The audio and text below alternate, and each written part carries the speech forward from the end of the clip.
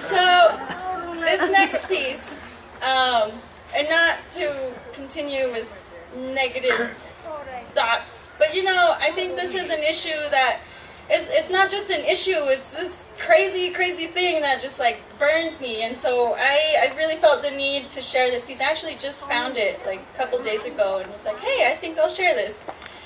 So here it goes. This is called Prison.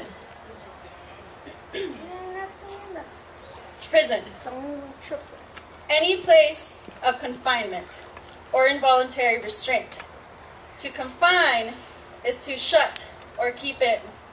To prevent from leaving.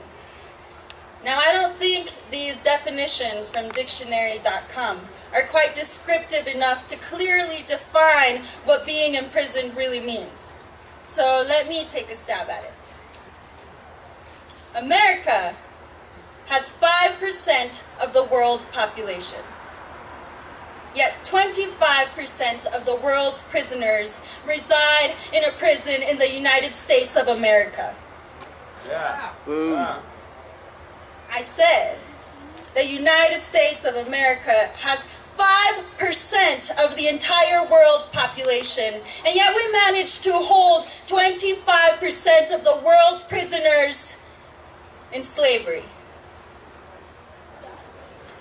Involuntary confinement. Now, I believe myself to be a reasonable critic. And this modern day slavery, the gross disparity between colored folk versus none, is outrageous.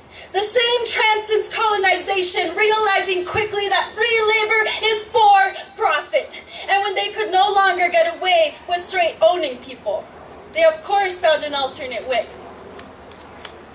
In the US, 2.3 million adults are known to be incarcerated. 2.3 million, without taking into account the private prisons and undocumented labor camps that are on the rise. The numbers are much higher.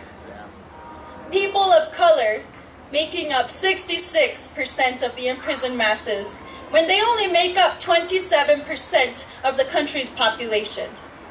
Colored people serving just as much time for a drug-related offense as a white person for a violent crime.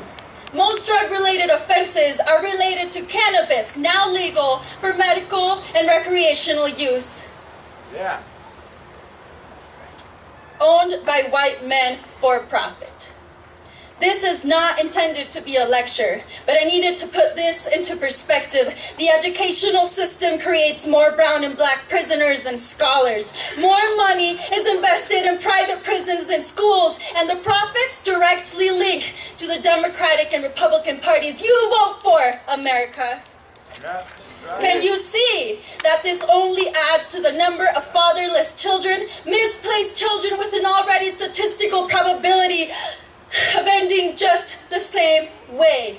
Our children learn to fear the law before they even learn to read.